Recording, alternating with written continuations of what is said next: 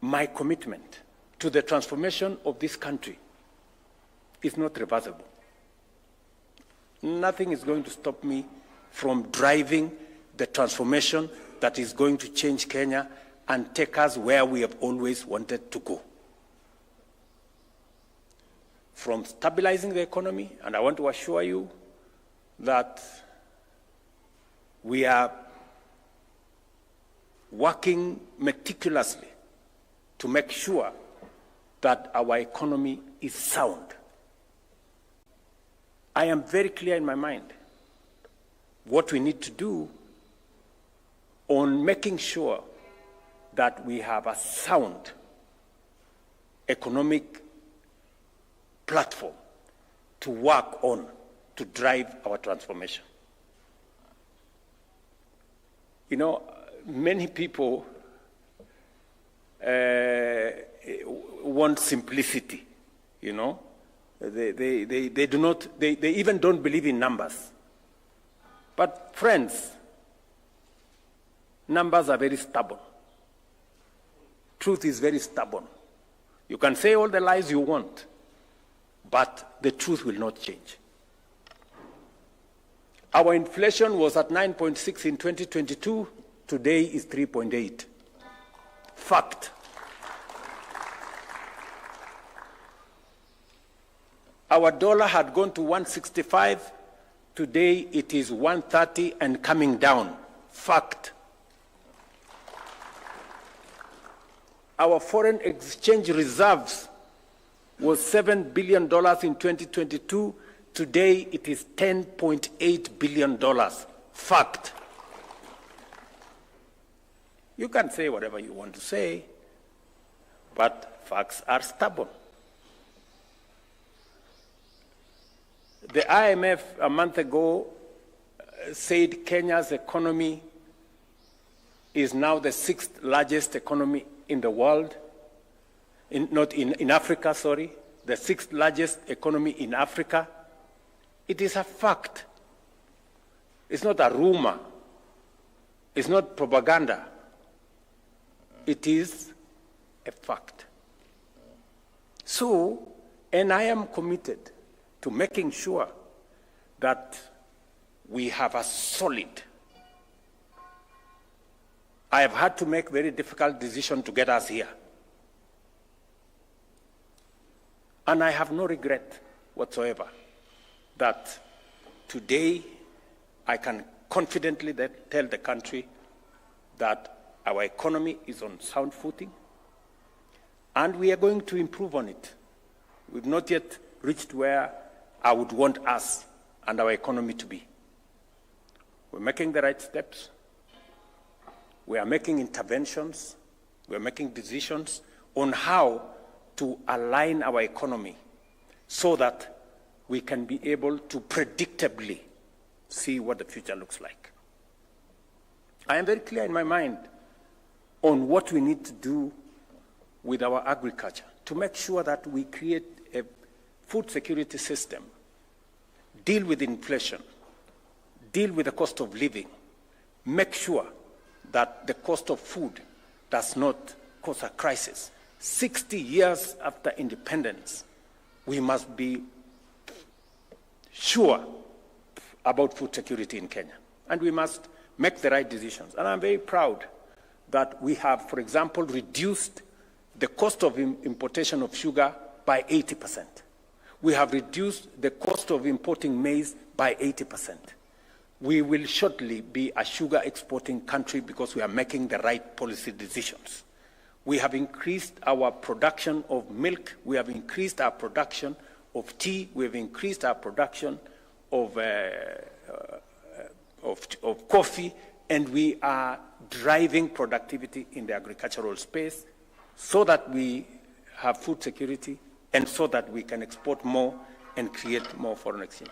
These are things that keep me awake because it is one assignment that I have undertaken that I must do for this country.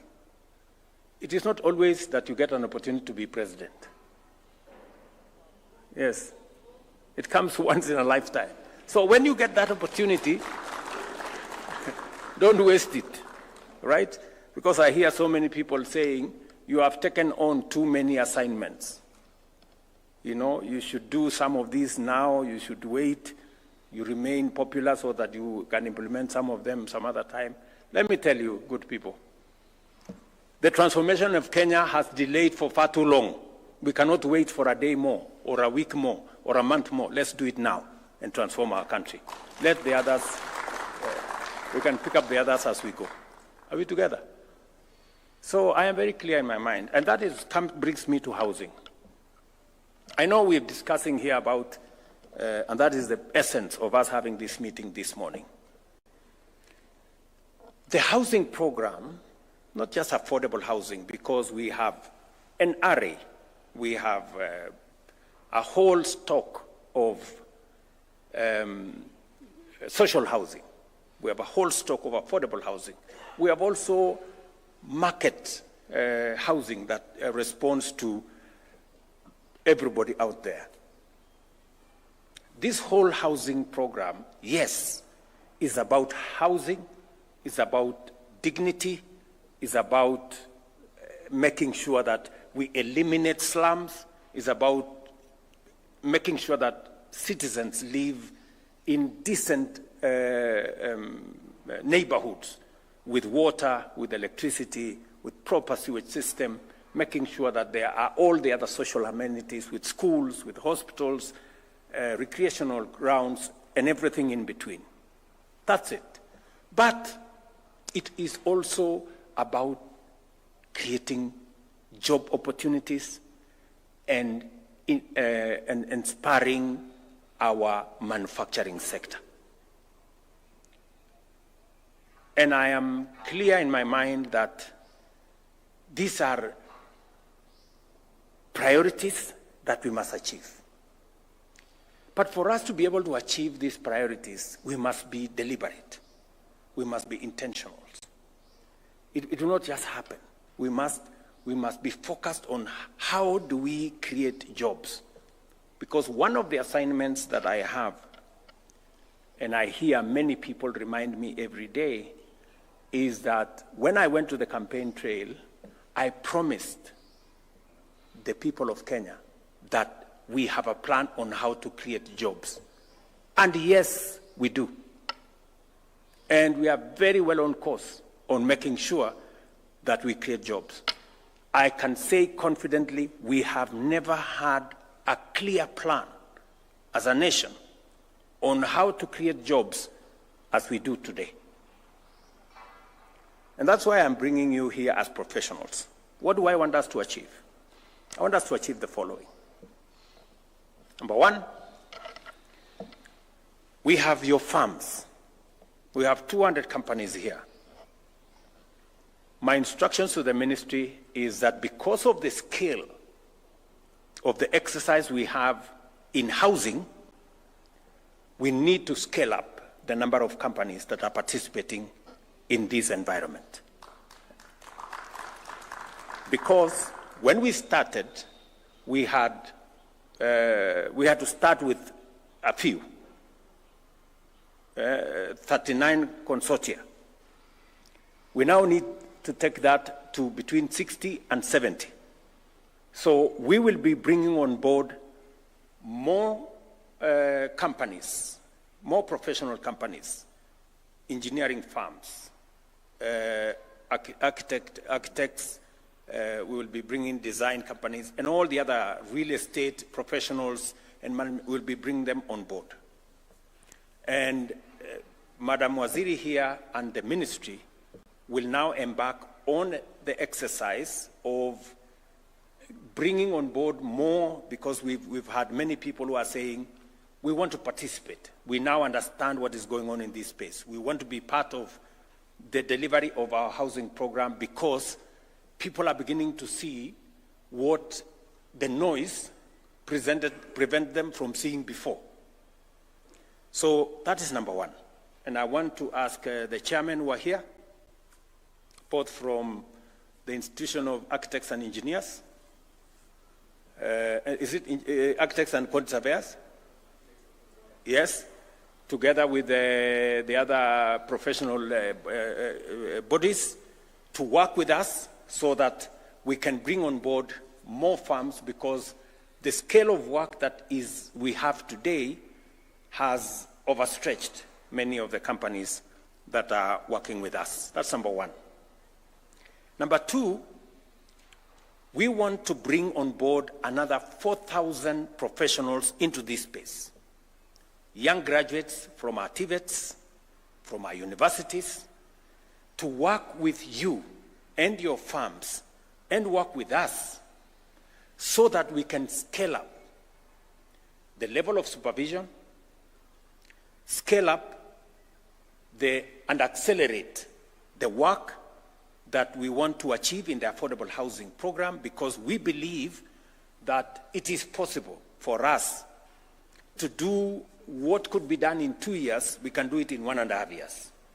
And what could be done in 1.5 years, we can reduce it to 1 year, so that we can accelerate the delivery of the affordable housing program, of our markets, of our hostel program, and all the other programs that are in this space. That's number two. So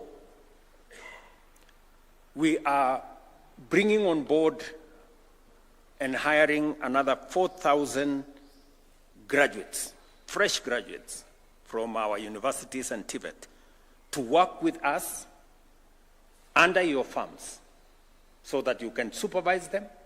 You can, and we're going to work out a framework where you take responsibility for what they do and also make sure that they acquire the skills in the marketplace with your supervision, with your support, so that they can acquire the knowledge that is necessary, the competencies that are necessary, the skills that will make them professionals in their space as we create more companies, because I am very sure that your companies will be scaling up.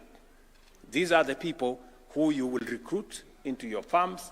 These are the people who will create new farms to work with us in this built environment space.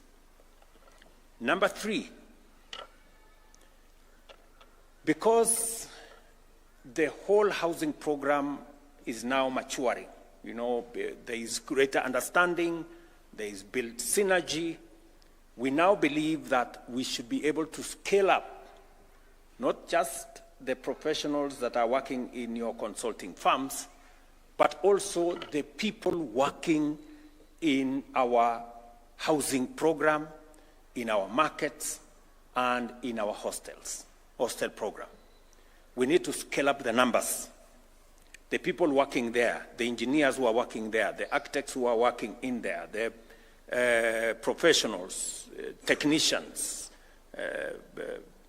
plumbers, you know, carpenters, and everybody else working there.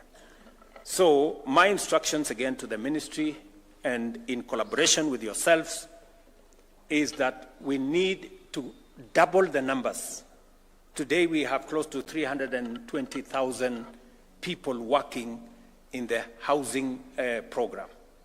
We need to double those numbers by creating another shift, so that, as was said by one of the good people here, we will have 6-1 and 1-6. You know, so that we have, I think we'll have 8 hours between 6-1 and 1-6. 6 in the morning to 1 o'clock, and then 1 o'clock to 6 o'clock. I think that creates us a good balance and then you people will help us, you know, discuss how that is going to be realized, so that we can carry on board the many professionals that are coming out of our TVETs and our universities. We have many plumbers coming out. We have many carpenters. We have many electricians, many other people in between, the people who are in that space. And yet we also have a lot of young people out there yearning for something to do. So again, my instructions to the ministry, working in collaboration with yourselves, and to now reorganize the space so that we can scale up the number of people working in our housing program from 320 to 600,000. That we can do in the next 2 to 3 months, working with the contracts that already exist. And I am very confident that this will not only accelerate the delivery of our plan, it will also create a bigger momentum for the delivery of this whole program, because many more Kenyans out there are asking, how do we take this into the future? Architects and engineering graduates will join your planning and design teams, which already are working with us. Quantity surveyors and economists will support cost estimation, value engineering, and all the things that we need to make sure that this moves faster, but with a lot of clarity. We'll also be looking at lawyers and planning interns who will assist with land regularization. You have heard what Nixon has said here, and the whole documentation space. As Ali said, the more sectional titles we need, because every unit is now going to have a separate title document. So that whole space requires more hands, more people with knowledge and expertise, and we can grow a bigger pool of professionals to run with you and to work with you in that space. We also want to do, apart from that whole space of making sure that we double the number of people working in the housing space.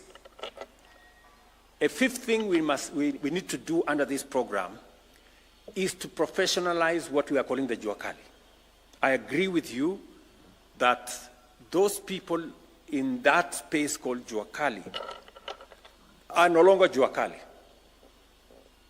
I was explaining the other day that right here in Soweto, is it? We gave them a contract of 720 million shillings. Which Jua Kali has a contract of 720 million? How many serious companies, corporates, get a contract of 700 million? Not many, So to call them Jua Kali is actually a misnomer, and it is not right. So what we want to do is to bring on board technical staff to now work with the Jua Kali sector to formalize what has for a very long time been informal. We will hire professionals to work with the Jua Kali people so that we can now scale them up to become serious entities, even though they could be micro or small enterprises. But we want them in that space where they do professional work. We've had a long discussion with them, and if you listen to some of them, the quality of what they are making is improving. Because today, they are not doing one window. They are doing 1,000. So because they are doing 1,000, they have improved, and we have insisted. If you listen to them speak, now they are saying, we told them, and we told the contractors that we are not going to import things that we can manufacture in Kenya.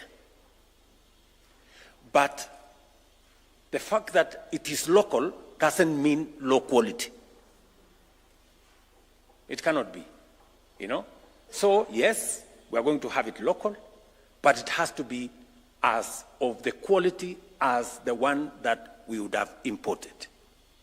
That is the discussion we have with them.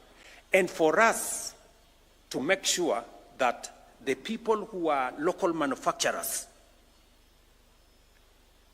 produce quality that is not substandard, high-quality products, we want to support them with professionals to work with the Juakali people so that we improve on the quality of what they are producing, whether it is windows, whether it is doors, whether it is hinges, and everything else that we have around that built environment, which we have said will not be imported.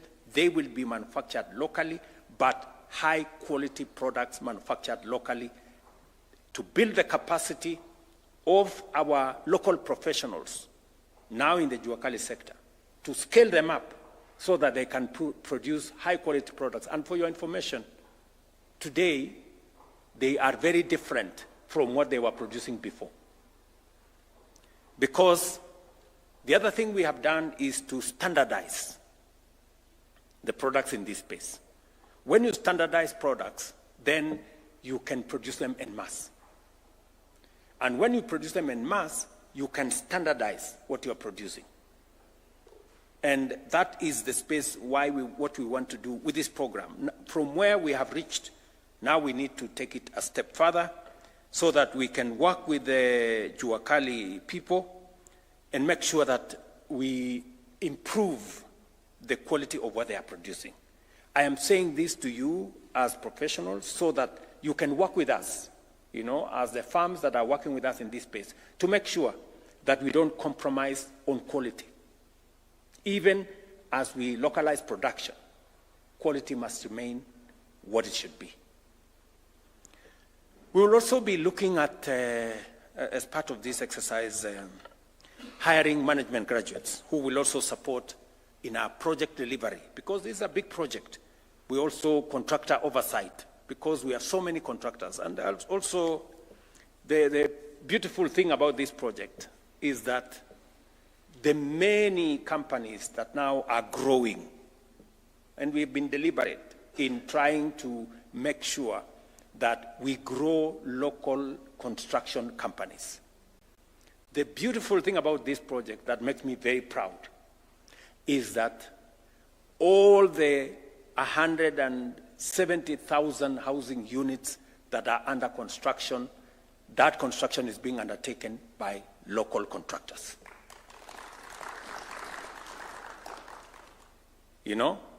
So we are also developing a pool of serious local contractors. We are building their capacity by exposing them, giving them work.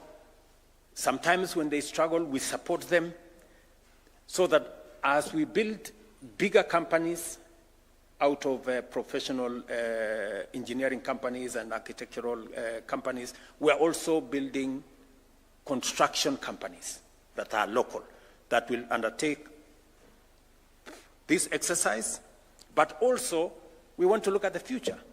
We want to build companies that can also undertake regional projects. Once you have a CV that says you have supervised 1,000 or 5,000 housing units, you have a good CV to take to another place, and you can also work globally. So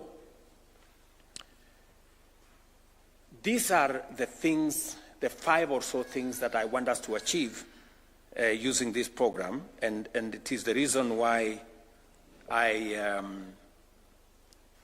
wanted us to have this conversation so that we can move together in tandem. The ministry here is going to work with you as the frontline office of government, but also we're going to work with all the counties to make sure that we accelerate all the other requirements, documentation, and work with artisans, bring on board all the aspects of work that is required as we do all the other things that we are doing. And apart from this exercise, which is important to me in terms of creating opportunities for young people in Kenya, these 4,000 professionals that will be hired will join another big pool of professionals who already work with you in your companies. And I want to encourage you to provide opportunities, because these young people will be working under you, under your companies, under your supervision and tutelage, that you assist them to acquire necessary skills and provide them opportunities for jobs as we look into the future and as we build stronger companies, local companies, through you, through the contractors and all the other people that are working with us in that space. Of course, we have also other interventions that we are working, not just in this space. But this is a very important space for me, because apart from creating opportunities for work, we are making real impact on people. We are transforming lives of people. We are changing the destiny of many citizens. People who never imagined that they would one day own a house. That owning a house is a present reality for many of them today. Some of them are beginning to realize their lifelong aspiration to own a place they call a home that belongs to them. You know, you'll be surprised that there are things we take for granted. You know, the biggest thing I saw in Mukuru that was, you know, out of this world is that the people moving from the slums,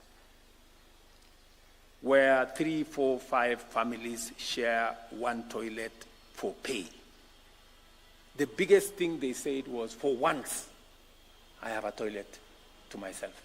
You know, you people, you know, you have 4, 5 toilets in your house.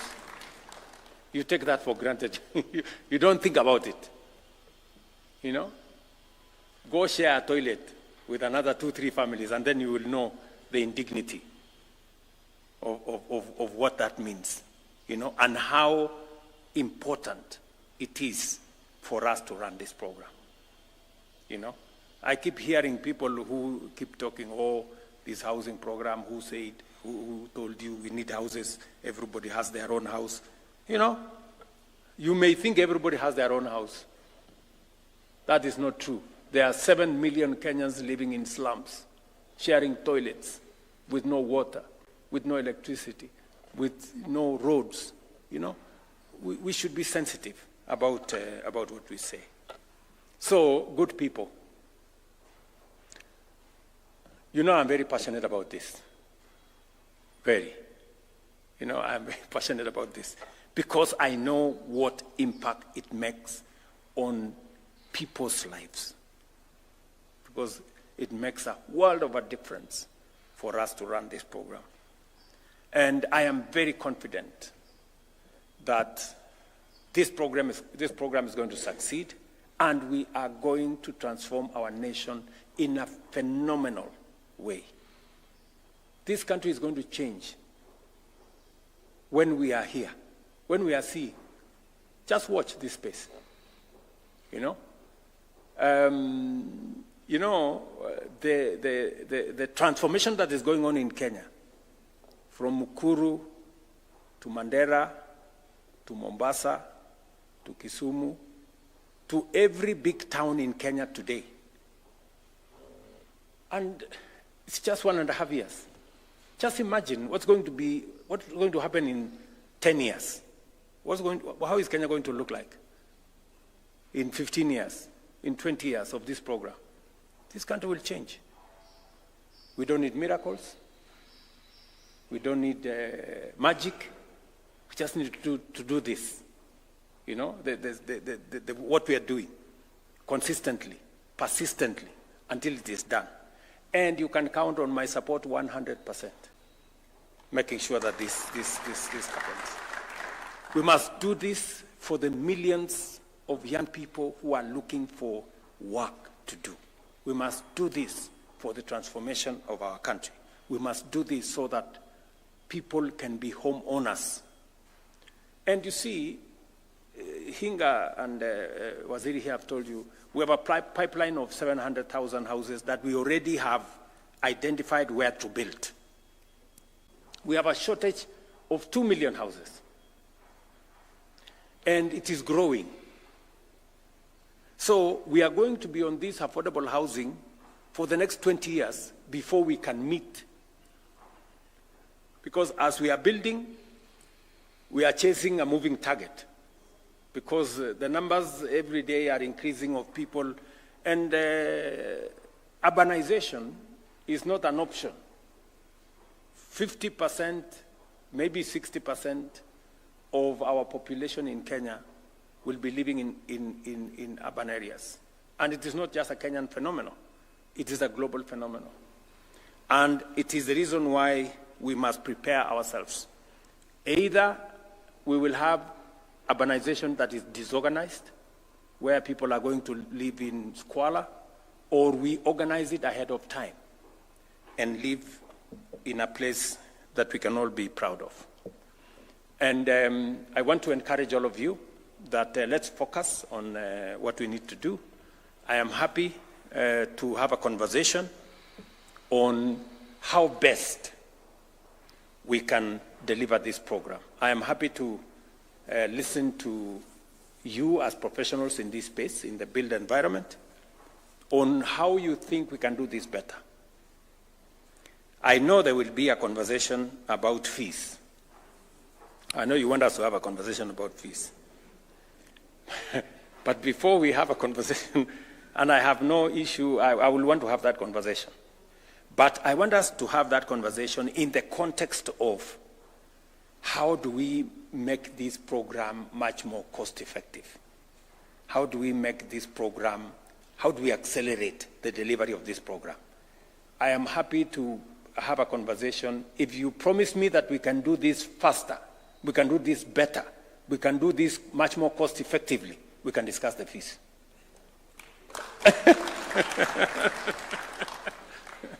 Yeah, I have no problem, because this is, and I must say, really, I appreciate.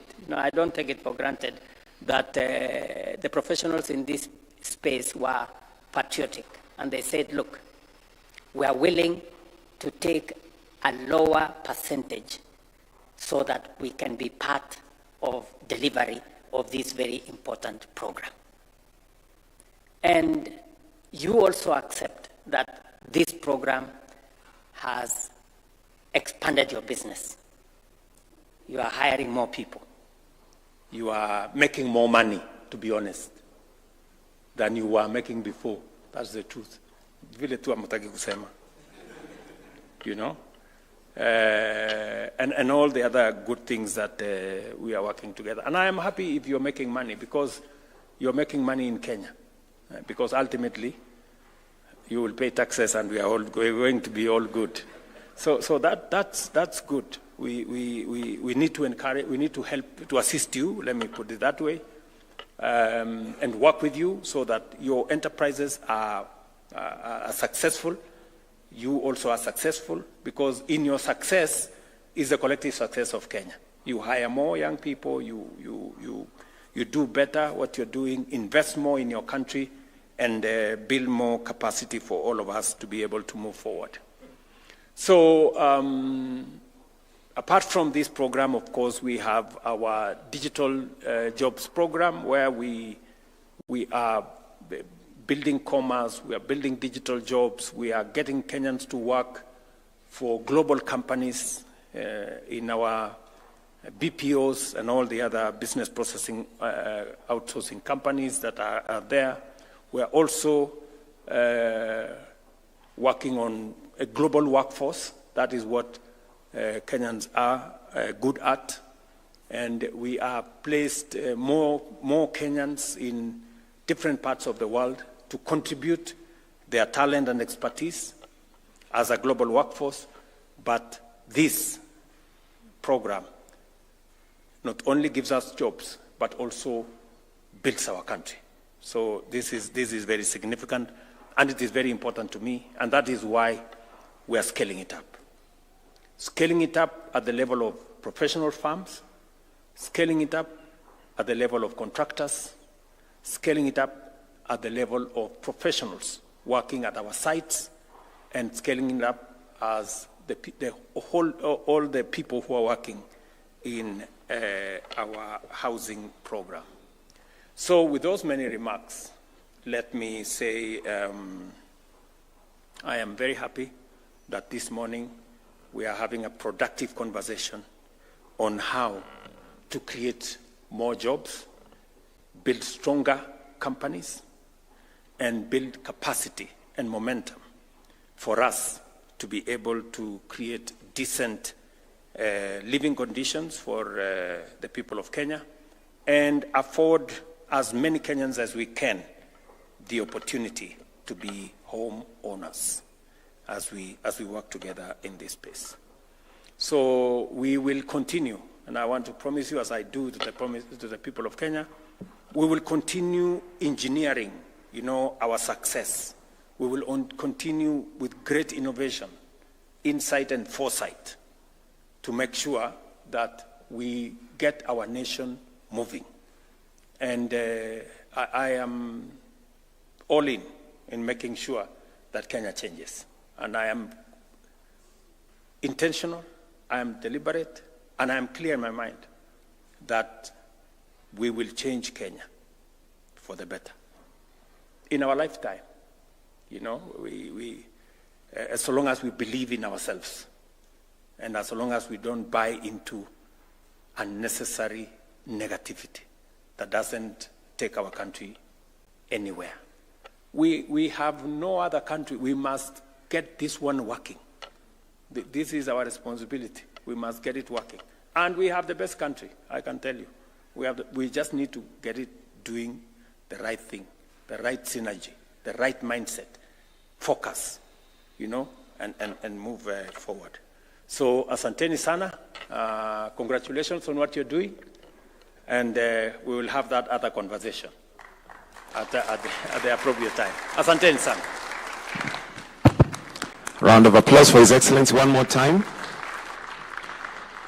So this brings us, we may take our seats briefly, brings us to the end of this session. Your Excellency, with your permission, we'll just arrange very quickly for a quick photo opportunity with these great professionals, and that will be the conclusion of our session today. So just a few...